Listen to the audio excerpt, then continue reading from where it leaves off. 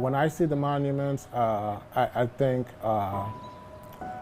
two things. First of all, I think about the loss of a loved one, and that's the spot that a loved one probably lost their life for whatever reason, and what's the history behind that monument that's at the roadside. And sometimes you'll see just a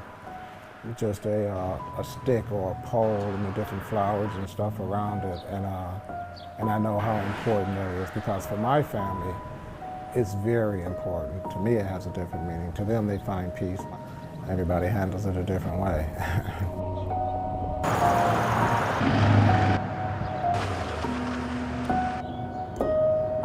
It's always been a difficult place for me to return to. It brings too many memories and too many hard times. You know, so it was the worst period of my life.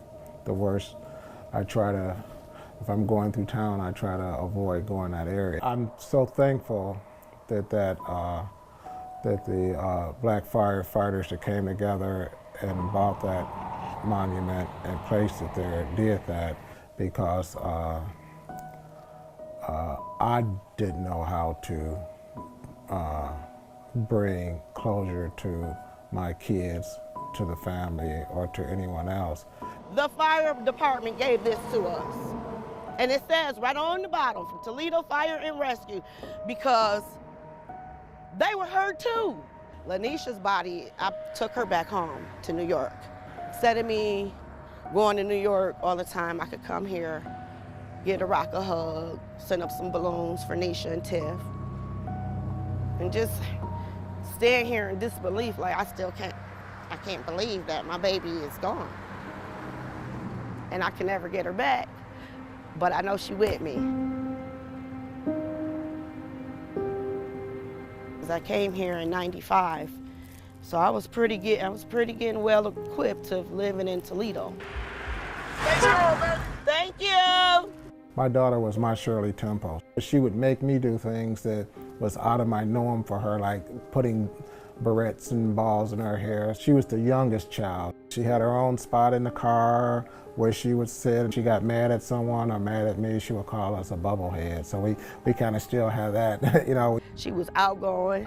When she learned how to make a baked potato in the microwave, she thought she was doing something. She had thought she had just came up with the light. She was like, oh, I made this potato. She loved Flaming Hot Cheetos and purple juice, a little Huggy Juice thingy. Yes. And her potato in the microwave.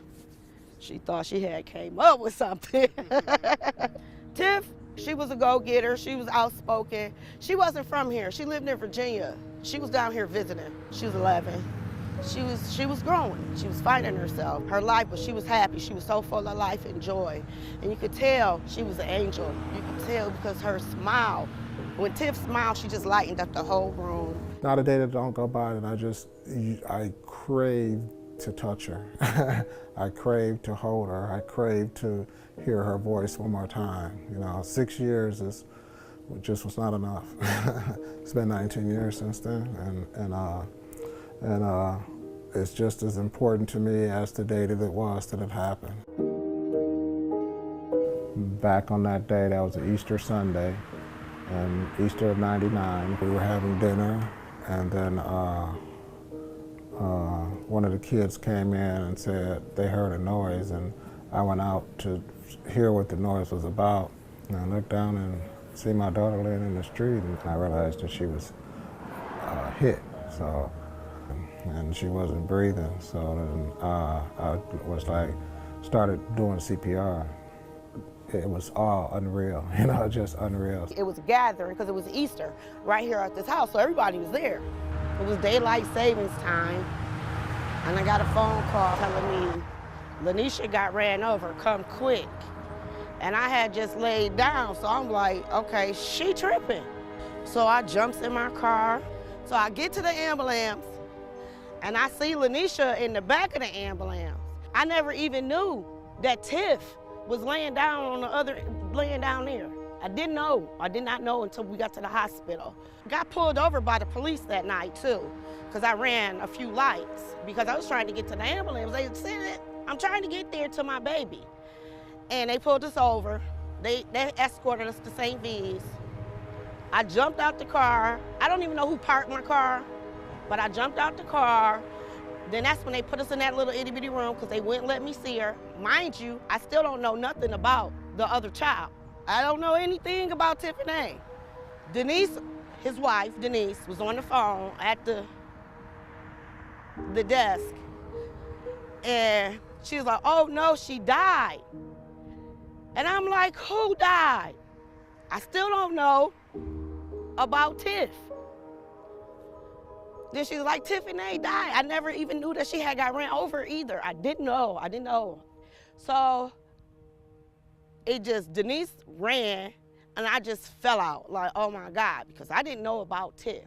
So that let me know right then and there that the situation was really bad, worse than what I expected. Then 3 people came in the room, 2 guys and 1 girl, and she said to me, what was your daughter's name? Not what is, what was. And I knew right then and there that my baby had died. And I just started hyperventilating. I was pregnant with my son, and my world just came to a crushing end on that day. Now I'm dealing with losing my child plus her cousin. The recreation of the story, we found out that the 2 were holding hands, just like we taught them to do, across the street, and someone waved them around to come on out into the street, and the cars had stopped, and that waved them out into the street, and this guy came around the cars that had stopped and hit him. That was the beginning of a life-changing sequence for me. It really changed the makeup of my life. The makeup of my house, the makeup of everything. Divorced now, still single. It tore families apart, it tore everything apart. It just tore the knit of everything that I knew apart. He was a good kid. He was a good son. Very good. August the 8th, he had passed away. That was his day he passed away, and it was at 12 o'clock at night when he passed. He was my only son. I have no more children. And when you drive by, you see something like this, you think, well, okay, somebody had passed right here. And this is what this is. This is where he died. This means a lot to me to know that he is loved, and there are so many people that loved him. He was in a car club called Caught You Looking, and it was a show cars. And he had a beautiful show car that he had. He'd go to shows, he won all kinds of trophies. We had a ceremony at the church, and his car was at the church. And it had all his trophies around it. I have nobody left now, you know, I mean, I have no child, no grandkids. I'll never have any of that. That's all gone because of, you know, the girl that killed him. I change it up, like the holidays, like this is for the 4th and for his birthday or summertime. Christmas, I put Christmas stuff out here. All the holidays. Bloat, that was his car plate, was greatest Lucas of all time, because there would be nobody like him.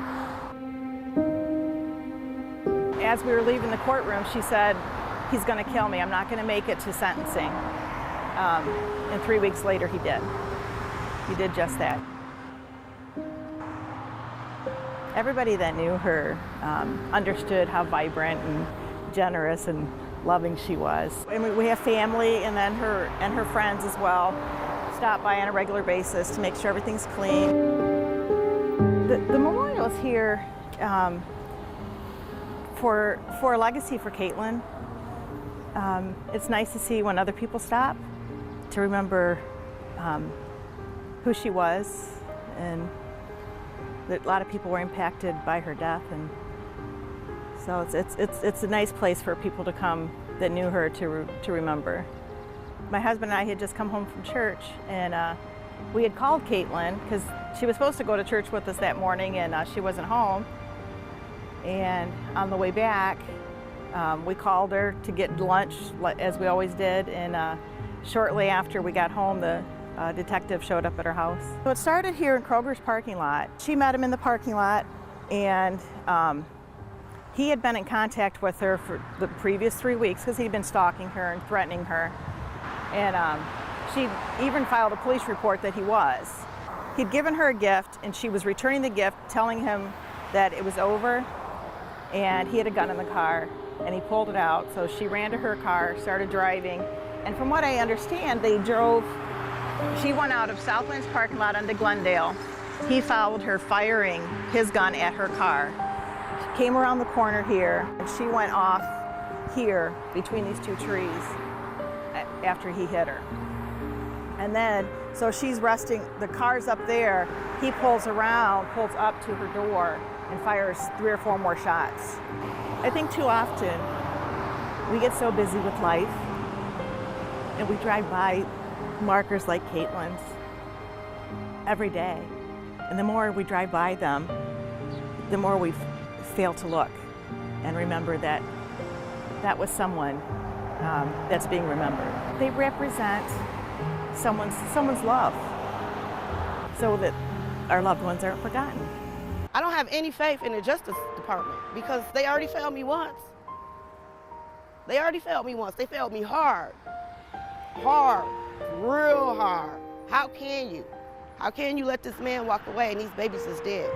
I had to forgive this man so that I can get my blessings and get the healing that I need so that I can move on. But he never said sorry. I lived right across the street from the monument. I lived on 1137 Western Avenue. It's the house directly across the street from the monument.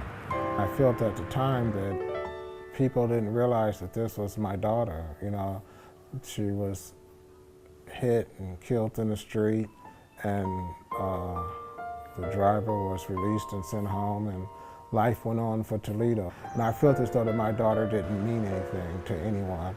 And the first sign of feeling as though my daughter meant something was that monument, when people that I don't even know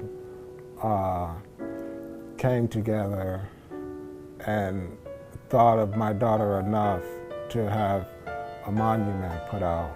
And people started driving by and leaving love gifts. Even such as little kids in the neighborhood drew pictures and stuff and kept for me. This is from someone in the neighborhood that just wrote a letter to me.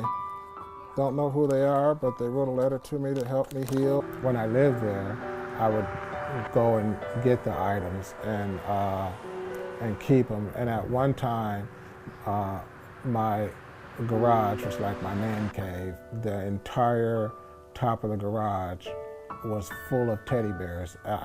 There had to be over 1,000 stuffed animals and teddy bears and stuff from the community.